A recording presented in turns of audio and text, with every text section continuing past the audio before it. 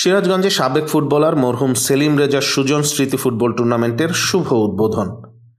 ক্রীড়াই শক্তি, ক্রীড়াই বল, মাদক ছেড়ে মাঠে চল, এই প্রতিপাদ্যকে সামনে রেখে সিরাজগঞ্জে সাবেক ফুটবলার মরহুম সেলিম রেজার সুজন স্মৃতি ফুটবল টুর্নামেন্টের উদ্বোধন অনুষ্ঠিত হয়। শুরুতে বৈষম্য বিরোধী আন্দোলনে নিহত সকল শহীদদের স্মরণে 1 মিনিট নীরবতা পালন, সমবেত কণ্ঠে জাতীয় সঙ্গীত এবং আকাশে শান্তির নীল কবুতর উড়িয়ে এর শুভ উদ্বোধন করেন মিরপুর উত্তর হাজীপাড়া বিশিষ্ট ব্যবসায়ী ও সমাজসেবক কৃতি সন্তান মোহাম্মদ আবু সিদ্দিক। প্রধান অতিথি মোহাম্মদ আবু সিদ্দিক বলেন, আমাদের যুব সমাজ অত্যন্ত মেধাবী এবং আমরা এই মেধা বিকাশের সুযোগই করে দিতে চাই ফুটবল টুর্নামেন্টের মাধ্যমে। সন্ত্রাস, জঙ্গিবাদ, মাদক এবং দুর্নীতি থেকে তাদের দূরে রেখে উপযুক্ত নাগরিক হিসেবে গড়ে তুলতে চাই।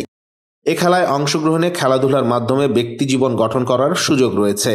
এই মালসাপাড়া পশ্চিম হাজীপাড়া সেলিম রেজার সুজন স্মৃতি ফুটবল টুর্নামেন্টে যারা এ খেলায় অংশগ্রহণ করেছেন তাদেরকে আমি আমার অন্তঃস্থল থেকে ভালোবাসা জানাচ্ছি।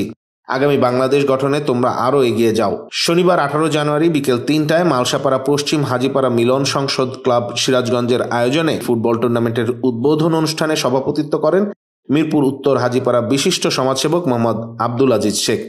এ সময় উপস্থিত ছিলেন বাংলাদেশ জাতীয়তাবাদী যুবদল সিরাজগঞ্জ জেলা শাখার সাধারণ সম্পাদক মোহাম্মদ মোরাদুজ্জামান মুরাদ, সহসভাপতি নূর আলম ডাক্কু, যুগ্ম সাধারণ সম্পাদক মোহাম্মদ আব্দুল কাইয়ুম, সিরাজগঞ্জ সদর থানা যুবদলের সভাপতি মোহাম্মদ গোলাম কিবরিয়া বরাত, সাধারণ সম্পাদক মোহাম্মদ তৌহিদ আলম, সিরাজগঞ্জ পৌরসভার 14 নং ওয়ার্ড বিএনপি সভাপতি মোহাম্মদ ইকবাল হাসান, সাধারণ সম্পাদক মোহাম্মদ হাবিবুর রহমান হাবিব, সাংগঠনিক মোহাম্মদ জুয়েল রানা, শহর বিএনপি মোহাম্মদ মেহেদী হাসান উজ্জ্বল, পৌর কৃষক দলের সিনিয়র সহ সভাপতি মোহাম্মদ মনোয়ার হোসেন মিলন। উল্লেখ্য, খেলায় জেনারেশন জি 2 গোল ও স্বাধীন 36 জুলাই মালসাপাড়া 3 গোলে জয়লাভ করে।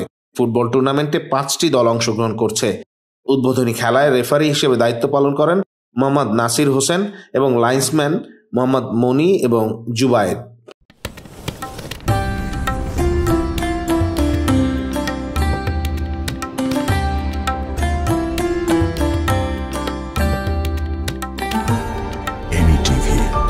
স্বাধীন বাংলার স্বাধীন কণ্ঠ।